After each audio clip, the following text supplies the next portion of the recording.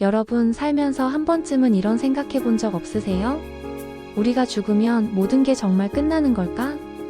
아니면 뭔가 다른 세상이 펼쳐지는 걸까? 고대 문명부터 현대 과학에 이르기까지 인류는 죽음이라는 거대한 미스터리 앞에서 끊임없이 질문을 던져왔습니다. 오늘은 바로 이 질문, 죽음은 과연 끝일까? 에 대한 흥미진진한 과학적 이야기들을 함께 나눠보려고 합니다. 우리가 죽음을 맞이할 때 우리 몸과 의식은 어떤 상태가 되는지, 그리고 죽음의 문턱에서 돌아온 사람들의 놀라운 경험, 더 나아가 뇌 과학이 밝혀낸 죽음의 순간과 의식의 관계에 대한 최신 연구 결과들까지. 이 영상이 끝나고 나면 죽음에 대한 여러분의 시야가 훨씬 넓어지고 삶과 죽음, 그리고 의식의 본질에 대해 깊이 성찰해보는 귀한 시간이 될 거예요. 자, 그럼 죽음의 미스터리 속으로 함께 떠나볼까요? 우선 우리가 흔히 말하는 죽음이라는 것이 과학적으로 어떤 의미를 가지는지부터 짚고 넘어갈게요. 의학적으로 죽음은 단순히 심장이 멎고 호흡이 멈추는 심폐사만을 의미하지 않습니다. 훨씬 더 복잡하고 다층적인 개념을 포함하고 있죠. 그 중에서도 특히 중요한 개념이 바로 뇌사입니다. 뇌사는 뇌의 모든 기능, 그러니까 대뇌, 소뇌, 뇌간을 포함한 뇌 전체의 기능이 완전히 멈춰서 다시는 회복될 수 없는 영구적인 정지 상태를 말해요. 뇌사는 법적으로 사망으로 인정되는 매우 중요한 의학적, 법적 기준이 됩니다. 뇌사 상태가 되면 외부 자극에 전혀 반응하지 않고 스스로 숨을 쉴 수도 없으며 심지어 뇌간 반사조차 모두 사라지게 됩니다. 한마디로 우리 몸의 모든 기능과 생명활동을 조절하는 컨트롤 타워인 뇌가 더 이상 작동하지 않는다는 것을 의미하죠. 하지만 뇌사와 혼동하기 쉬운 또 다른 개념이 있습니다. 바로 식물인간 상태입니다. 식물인간은 뇌의 기능에 손상이 있긴 하지만 뇌간 기능은 유지되어 심장 박동이나 호흡 같은 기본적인 생명활동은 계속되는 상태를 말해요. 뇌사와는 달리 식물인간은 의식을 회복하는 경우도 있기 때문에 이 두 가지 상태는 의학적으로 엄연히 구분됩니다.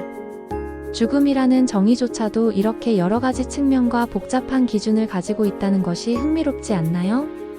죽음이라는 것이 얼마나 심오한 주제인지 새삼 느끼게 됩니다. 자, 그럼 이제 많은 분들이 정말 궁금해하실 임사체험, 영어로는 NDE-Death Experience라고 불리는 죽음에 아주 가까이 갔던 사람들이 경험하는 신비로운 현상에 대한 이야기를 해볼까요?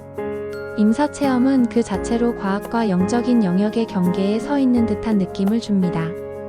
수많은 임사체험자들의 보고를 들어보면 공통적으로 나타나는 몇 가지 특징들이 있어요. 첫째, 자신의 몸에서 영혼이 빠져나오는 듯한 유체이탈 경험. 마치 위에서 자신의 몸을 내려다보는 것 같은 기이한 느낌이죠. 둘째, 어둡고 긴 터널 같은 곳을 지나가다가 환하고 밝은 빛을 향해 나아가는 경험. 이 빛은 때로는 강력한 사랑과 평화의 에너지를 뿜어내는 존재로 느껴지기도 합니다. 셋째, 세상을 떠난 가족이나 친구들을 만나거나 생애 전체를 한순간에 되돌아보는 인생 회고 라이프 리뷰 경험. 마치 파노라마처럼 자신의 삶이 눈앞에 펼쳐진다고 해요.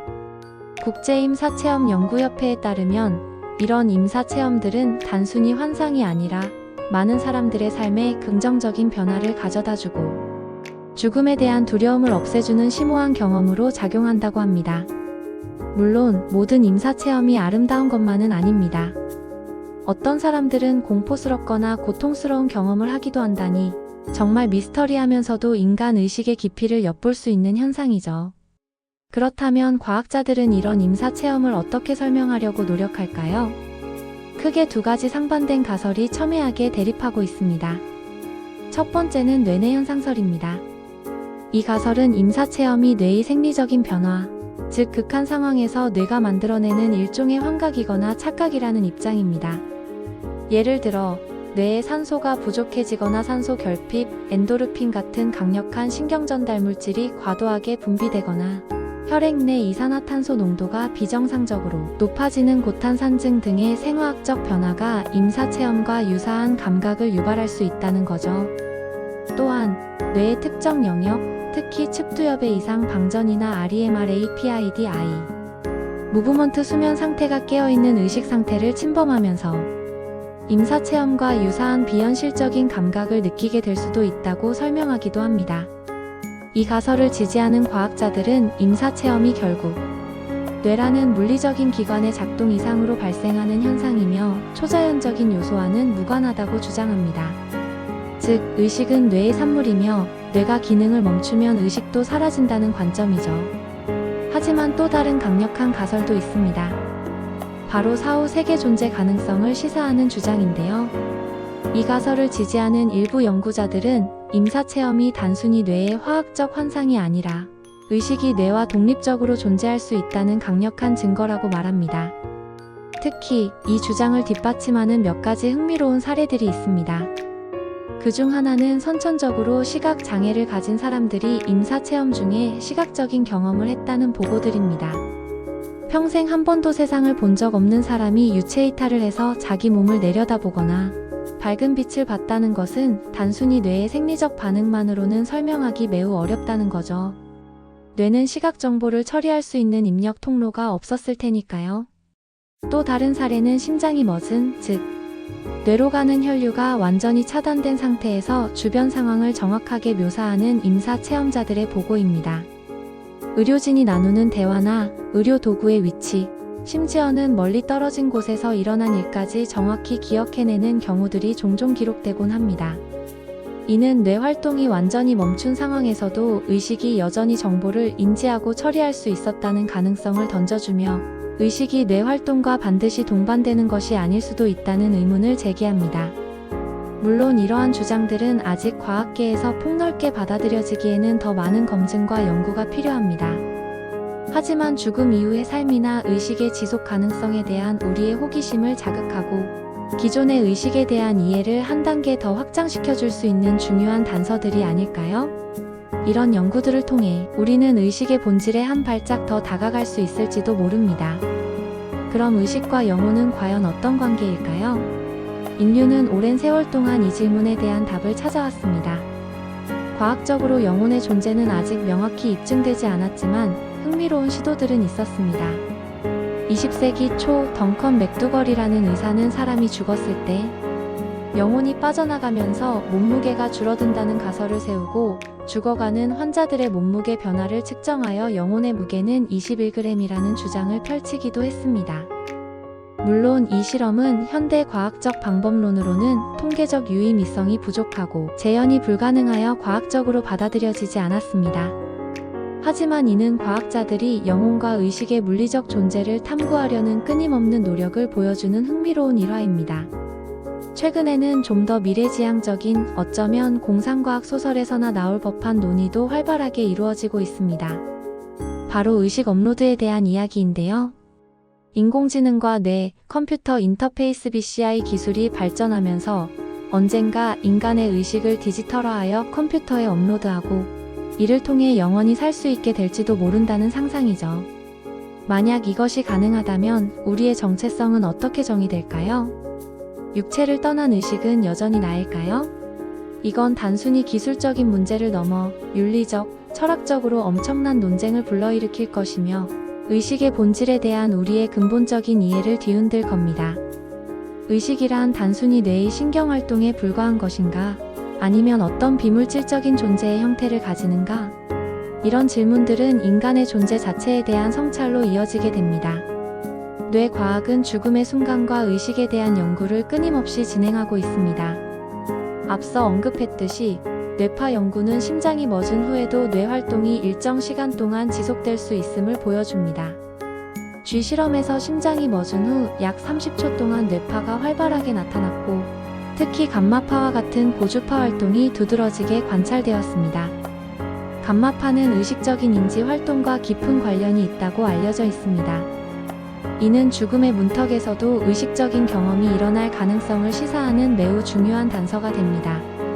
또한 임사 체험자들의 뇌 활동 패턴을 연구하여 어떤 뇌 영역이 활성화될 때 유체이탈이나 밝은 빛, 경험 등이 나타나는지 밝혀내려는 시도도 계속되고 있습니다. 예를 들어 뇌의 측두 두정엽이 특정 방식으로 자극되면 유체이탈과 유사한 감각을 유도할 수 있다는 연구 결과도 있습니다. 이런 연구들은 임사체험이 뇌의 특정 메커니즘을 통해 발생할 수 있다는 뇌내 현상설을 뒷받침하기도 하지만 동시에 뇌의 복잡성과 의식의 신비로움을 더욱 부각시킵니다. 심지어 일부 연구에서는 사망 선언 직후 환자의 뇌에서 짧고 강렬한 뇌파 활동이 관찰되었다는 보고도 있습니다. 이러한 순간적인 뇌 활동이 마지막 의식과 연관될 수 있는지에 대한 추가 연구가 진행 중입니다. 죽음의 순간은 단순한 정지가 아니라 어떤 복잡한 뇌 활동의 과정일지도 모른다는 것이죠. 이 모든 연구들은 의식이 뇌 활동의 결과물인지 아니면 뇌를 초월한 어떤 것인지에 대한 근본적인 질문에 답을 찾기 위한 인류의 끊임없는 탐구 과정입니다. 결국 죽음은 끝일까? 라는 질문에 대한 명확하고 단정적인 과학적 답은 아직까지는 없습니다. 과학은 계속해서 미지의 영역을 탐구하고 있지만 죽음과 의식의 본질은 여전히 인류에게 주어진 가장 큰 숙제 중 하나로 남아 있습니다. 하지만 한 가지 분명한 것은 임사체험과 뇌파 연구, 그리고 의식 업로드와 같은 미래 기술에 대한 논의들을 통해 우리는 죽음을 단순히 피해야 할 대상이 아니라 우리 존재의 의미와 의식의 본질에 대해 더 깊이 성찰하게 만드는 거대한 질문으로 받아들일 수 있다는 점입니다. 죽음이라는 현상을 과학적으로 이해하려는 시도는 역설적으로 우리의 삶을 더욱 의미 있고 소중하게 만들 수 있습니다. 유한한 삶 속에서 우리는 어떤 가치를 추구하고 어떻게 의미 있는 시간을 만들어갈 것인가? 이런 질문들이야말로 죽음에 대한 과학적 탐구가 우리에게 던지는 가장 중요한 메시지일지도 모릅니다. 여러분은 이 모든 이야기를 듣고 죽음에 대해 어떤 새로운 생각을 가지게 되셨나요? 오늘 이야기가 죽음과 의식에 대한 여러분의 궁금증을 조금이나마 해소하고 깊은 성찰의 기회를 제공했기를 바랍니다. 이 영상이 유익하고 흥미로우셨다면 주저하지 마시고 좋아요 버튼을 꾹 눌러주세요. 그리고 앞으로도 이런 흥미로운 과학 이야기들을 놓치지 않고 싶으시다면 채널 구독과 알림 설정까지 잊지 마세요. 여러분의 관심과 응원이 저희 채널에 큰 힘이 됩니다. 다음에도 더욱 깊이 있고 재미있는 과학 이야기로 찾아올게요. 그때까지 건강하시고 늘 행복하세요. 안녕.